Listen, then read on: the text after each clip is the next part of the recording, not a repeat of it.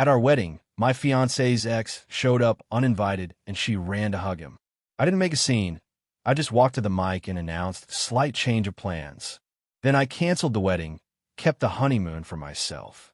Her parents' shocked faces when, original post, I, 32 male, am typing this from a beach resort room that was supposed to be my honeymoon suite.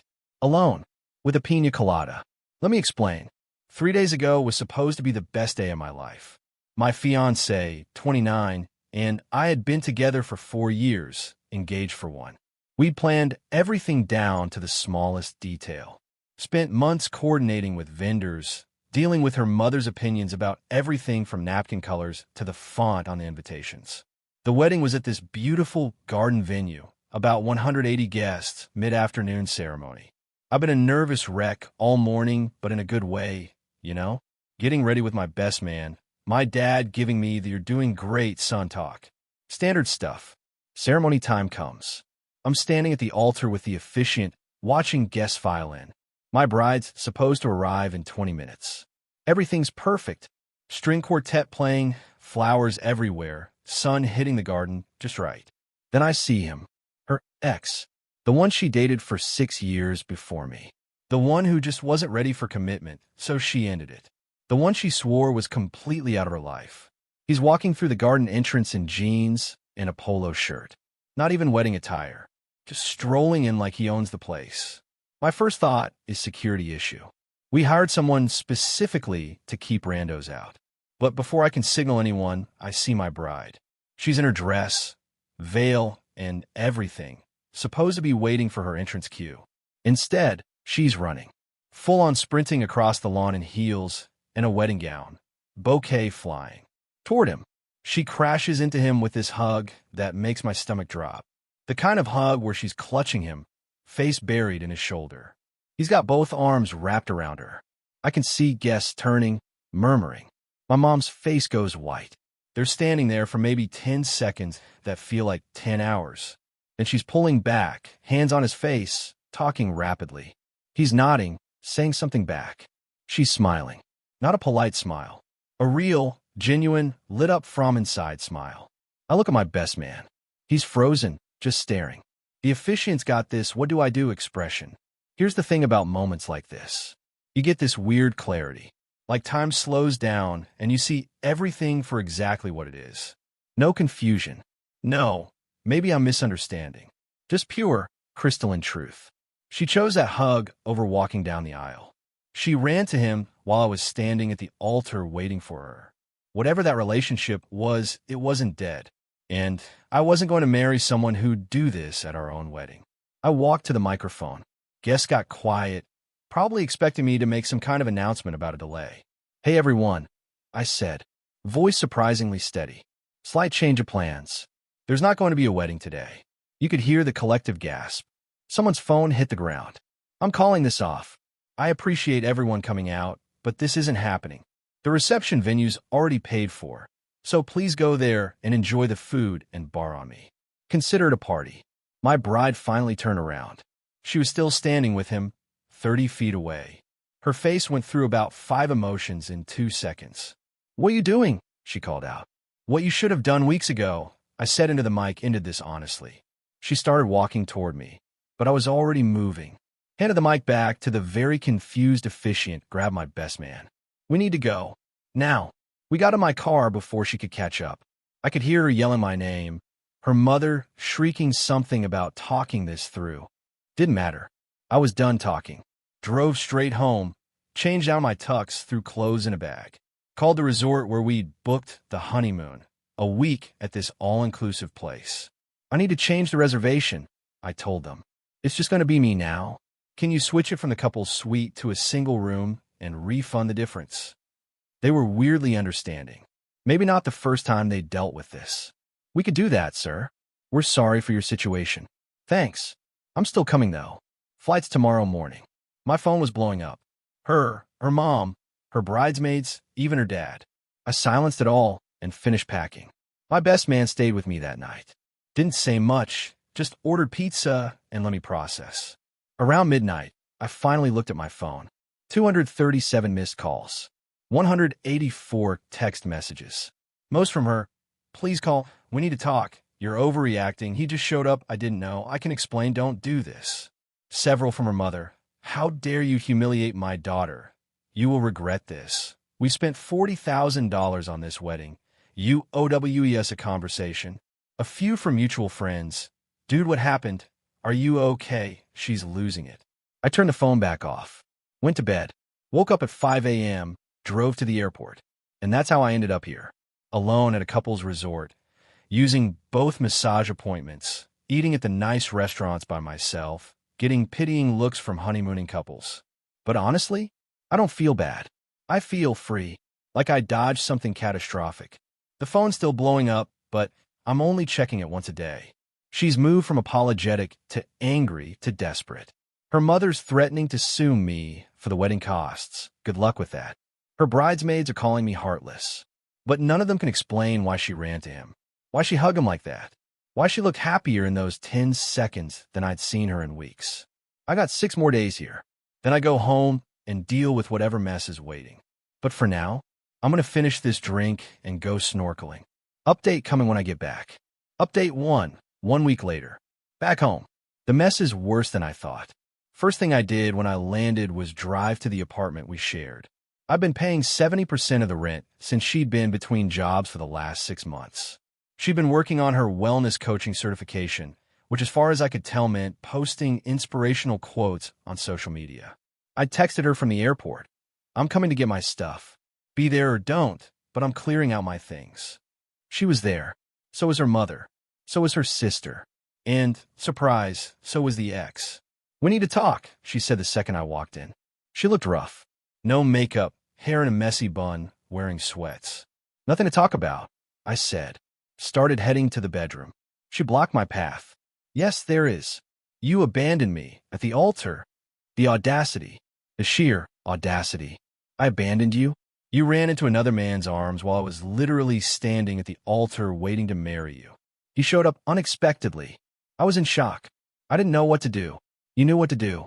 You ran to him while wearing a wedding dress, while guests watched, while I stood there like an idiot."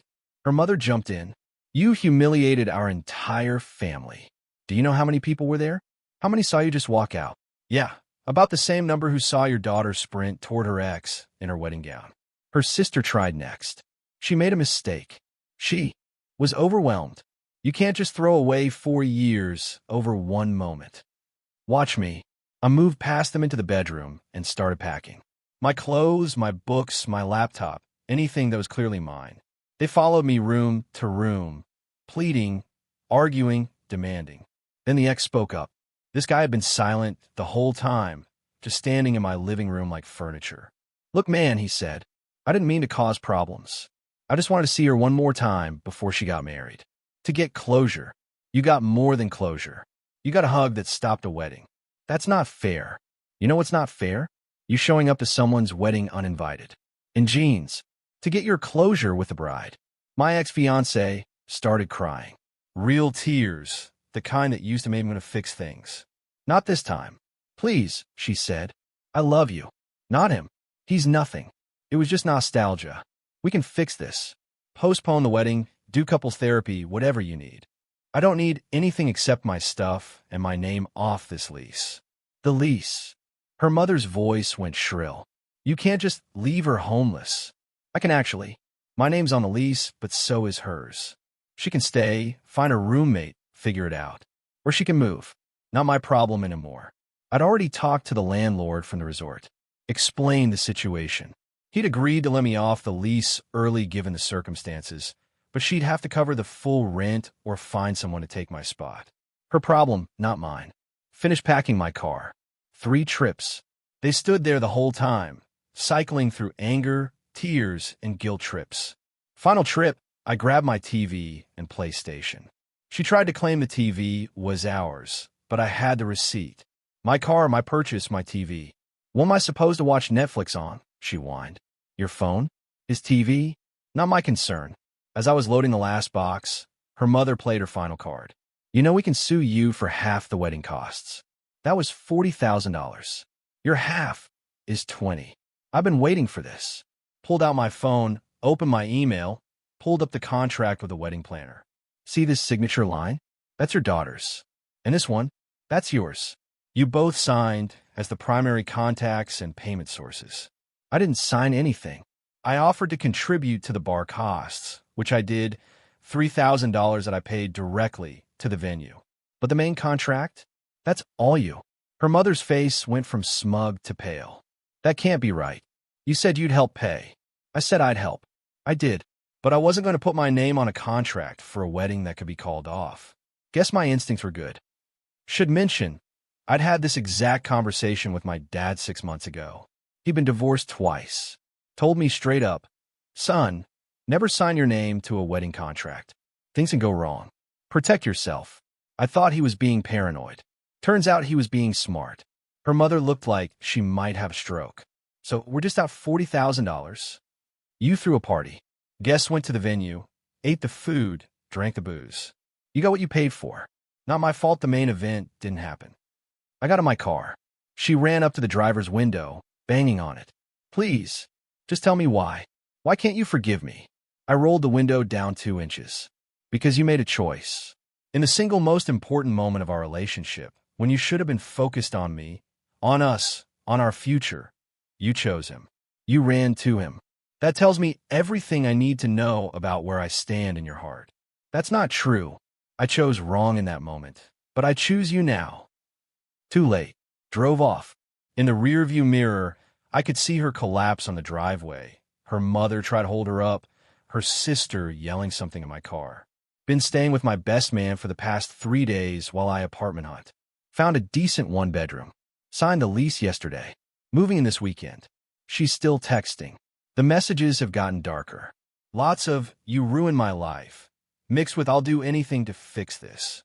Her friends are demeaning me on social media, saying I'm cruel, heartless, throwing away true love over a misunderstanding. But here's what they don't get.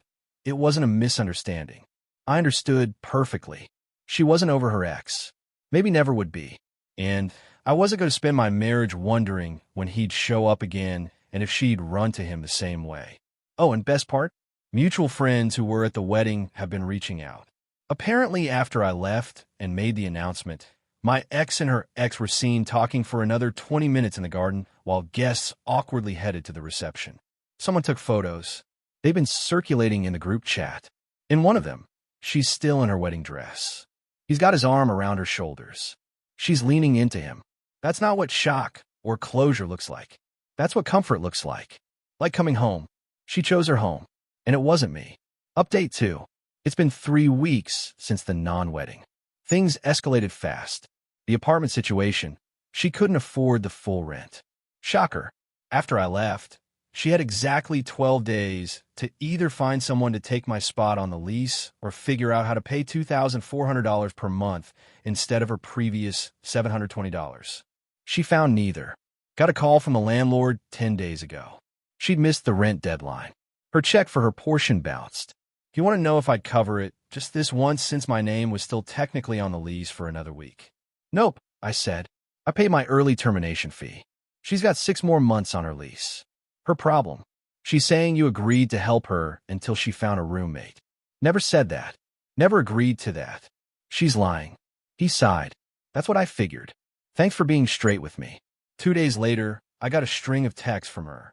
The landlord had filed for eviction. She had 30 days. Her texts. You did this. You knew I couldn't afford this alone. How can you be so cruel? I have nowhere to go. Didn't respond. Her housing situation stopped being my responsibility the second she hugged her ex at our wedding. The X factor. Turns out her ex didn't stick around. Shocker part 2. According to mutual friends, he left town 2 days after the wedding disaster. Told her he came for closure. Got it. Wish her well. She apparently had a full meltdown. Showed up at his hotel at 2 a.m. begging him to give them another chance. He told her he was engaged to someone else. Had been for 6 months. Just wanted to make sure she was happy before his own wedding. The irony. Can't make this up. So she blew up her relationship with me for an ex who was engaged to someone else and just wanted to check in. Outstanding decision-making. The family pressure campaign. Her parents went nuclear. Her dad called me last week. First time I'd heard from him through all of this. "Son," he said, voice trying to sound reasonable. "I understand you're hurt, but my daughter's life is falling apart. She's got no place to live. She's depressed. She can't eat or sleep. You were together 4 years. Don't you still care about her at all?" "I did care," I said, right up until she ran into another man's arms at our wedding. She made a mistake. One mistake. A mistake is forgetting to pick up milk. What she did was a choice. A public, humiliating, relationship-ending choice. You're really going to let her become homeless over this? She's not becoming homeless because of me. She's in this situation because she can't afford an apartment she agreed to rent. She's an adult. Adults deal with their own housing. We raised you better than this. You didn't raise me at all. You're her dad, not mine. And maybe you should have raised her better. Like teaching her not to run into her ex's arms at her own wedding." He hung up. 2 days later, her mother left a voicemail. Way less friendly than her husband. "You're a selfish, vindictive little man. My daughter gave you 4 years of her life. For years. She supported you emotionally, made our house your home, introduced you to everyone we know. And this is how you repay her? By abandoning her when she needs you most? You're going to regret this. Mark my words." Deleted it. Not engaging. The dirty tricks. This is where it got interesting. Last week, I got a call from my boss. There'd been a complaint filed with HR, anonymous. Claimed I'd been using company resources for personal matters, specifically wedding planning during work hours, and had been hostile and aggressive toward coworkers lately. Complete nonsense. I'd used my phone for wedding stuff on my breaks. And I've been professional as ever. If anything, I've been quieter post-breakup, but nothing hostile. My boss knows me. We've worked together 5 years. He didn't believe it, but had to investigate per policy. Reviewed my computer logs, talked to my team. Concluded it was baseless. Noted it as a false complaint. "Between us," he said, "this sounds like someone trying to mess with you. Be careful." Same week, I got a DM on social media from someone claiming to be my ex's friend. Said she had information I needed to see about what really happened at the wedding. Wanted to meet for coffee. Smelled like a setup. Ignored it. Then my car got keyed. Came out of my new apartment building Saturday morning to find jerk scratched into the driver's side. Deep scratches through the paint. Filed a police report. Building has cameras, but they didn't catch the angle of my car. Can't prove who did it, but come on. Not hard to guess. Insurance deductible is $500. The repair estimate is $1,800. So she cost me money even after everything. My response: I'm done playing defense. Time to make things crystal clear. Talked to a lawyer. Explained everything: the wedding, the lease situation, the harassment, the keyed car, the work complaint. Asked what my options were. "Do you want to pursue damages for the car?" he asked. "Can I prove it was her?" Probably not. No footage, no witnesses. Then no. But I want her to stop contacting me. The texts, having her family call me, whatever her friends are doing. He drafted a cease and desist letter. Legal letterhead, formal language, the works. Basically said, stop contacting me directly or through third parties, stop damaging my property, stop filing false complaints. Any further harassment would result in a restraining order and potential legal action. Sent it certified mail. She had to sign for it. The nuclear option. Here's where I want to step further. Her wellness coaching thing? Turns out she'd been using my Netflix, Spotify, Amazon Prime, gym membership, everything. I kept it all active out of habit, even after I moved out. Canceled it all last weekend. Every subscription with my credit card attached. Every membership with my name on it. She realized Monday morning when her morning meditation app stopped working. Got a text from her sister. Seriously? You're canceling her apps? That's petty AF. Replied, those were my subscriptions. For me. She can get her own. She can't afford her own. She has no money. Then she should get a job. Not my problem anymore. The gym situation. This is the best part. The gym membership was a couple's thing. $120 per month for both of us. After I canceled it, she apparently tried to sign up for her own membership. They ran her card. Declined. Tried another card, probably her mom's. Also declined. She threw a fit at the front desk, claiming I'd stolen her membership and demanding they let her keep working out there until she could pay. The manager, who I've known for 3 years, called me to verify. I explained the situation. He was sympathetic but firm with her. No payment, no membership. She posted about it on social media. Long ran about how I was controlling her access to self-care and punishing her for being human and making a mistake. Several of her friends commented with support. My friends commented, pointing out she ran into another man's arms at our wedding and maybe she should focus on that instead of gym access. The post got messy. She deleted it 3 hours later. Update 3, final. It's been 2 months. Time for the final update because this chapter is officially closed. The eviction. She got evicted. Had to be out by mid-month. She kept posting dramatic social media updates about how she was being forced into homelessness by the man who claimed to love her. Didn't tag me, but everyone knew. Her parents came through at the last minute. Rented her a tiny studio apartment in a not great part of town. Apparently her mother is beyond furious about having to pay for it. Heard through the grapevine that they're charging her $400 per month for it as rent, which she apparently can't even reliably pay. She's currently 3 weeks behind. The job search. Here's a consequence nobody talks about. When you publicly humiliate someone at your own wedding, people remember. She'd been applying to jobs in her field, marketing, social media management. Started getting interviews. Then suddenly nothing. She couldn't figure out why opportunities kept disappearing. One of her friends who works in HR in the same industry eventually told her. People are finding her social media. Finding the wedding disaster story. Mutual connections are talking. Nobody wants to hire someone with that kind of judgment and drama following them. She tried scrubbing her online presence. Too late. Screenshots exist. The story spread. She's basically become that girl who ran to her ex at her own wedding. She finally got a job last week. Retail. Part-time. $14 an hour. For someone with a 4-year degree and aspirations of being a wellness influencer, that's got to sting. The ex's wedding. Poetic justice time. Her ex got married 3 weeks ago. His wedding looked beautiful based on the photos that got shared around. She saw them. Had another public meltdown. Posted a long Instagram story about toxic people and fake connections and how some people don't deserve closure. Thinly veiled shots at him. His new wife apparently found the posts. Blocked her. Had several mutual friends block her too. So she's now cut off from that entire circle.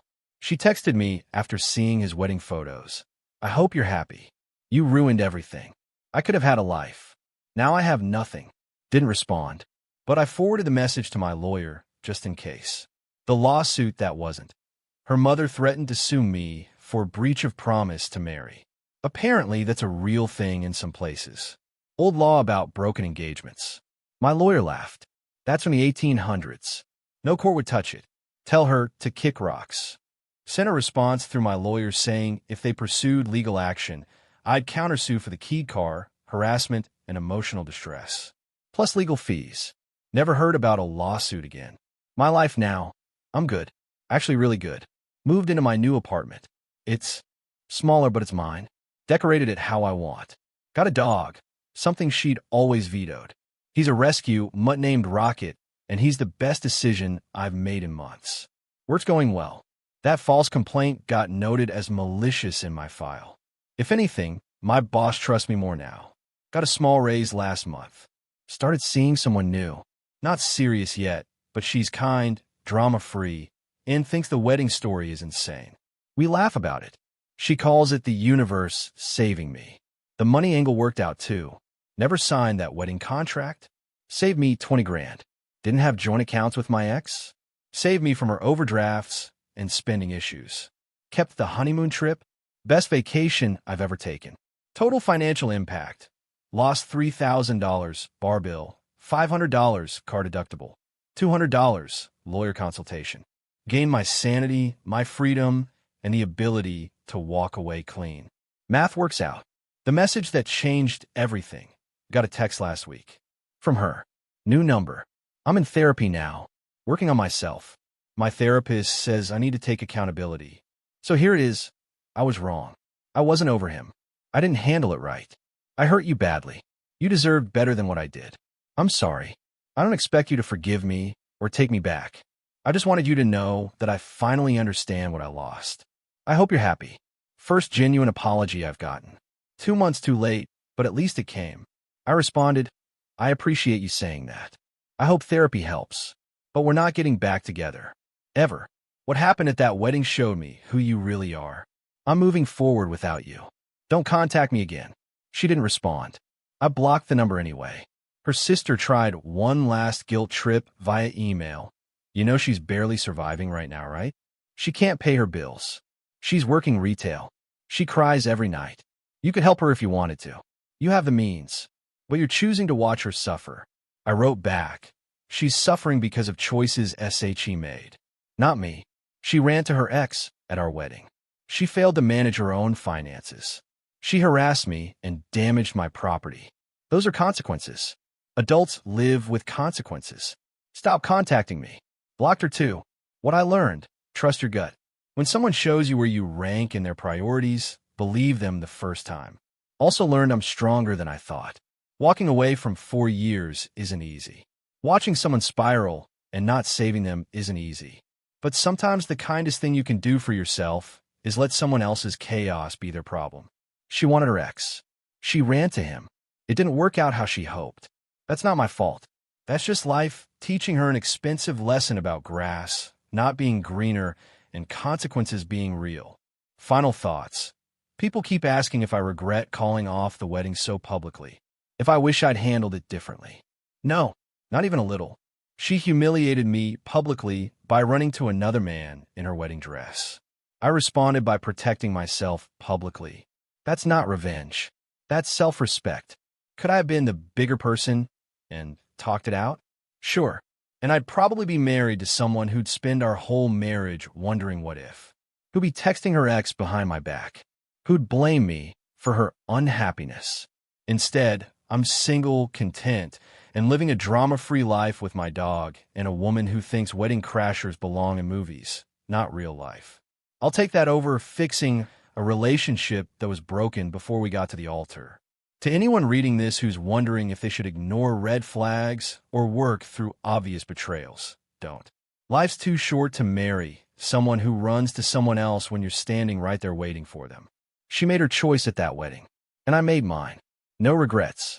Time to actually move on.